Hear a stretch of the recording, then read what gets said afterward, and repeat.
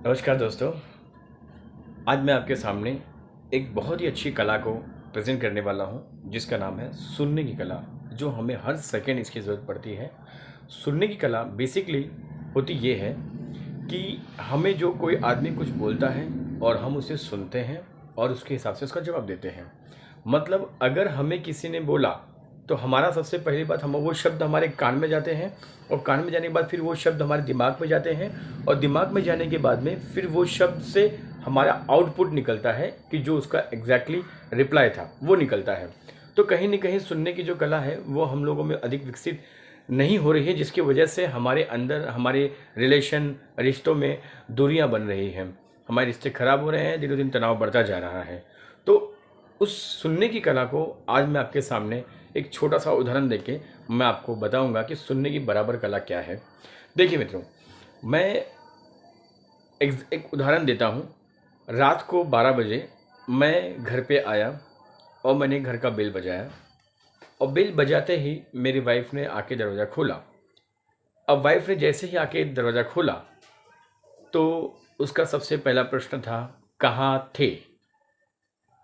अब ये कहाँ थे ये सुनते ही मेरे अंदर एकदम क्रोध आ गया, गुस्सा आया कि, और मेरा जवाब ये था कि तुम्हारे लिए मैं दिन भर काम करता हूँ, दिन भर मेहनत करता हूँ, रात दिन एक कर रहा हूँ और तुम पूछ रही हो कहाँ थे।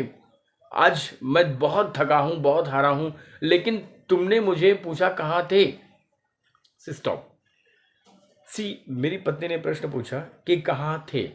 उसका सही सही जवाब ये होना चाहिए था कि मैं उनके घर पे गया था, मेरे फ्रेंड के घर पे गया था। उनके घर पे मैं उनको LIC की प्लान समझा रहा था।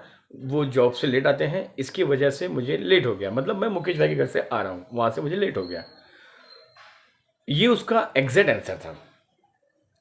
लेकिन मैंने आंसर क्या दिया, जो मेरे मन में चल रहा था, फ्रस्ट्रेशन।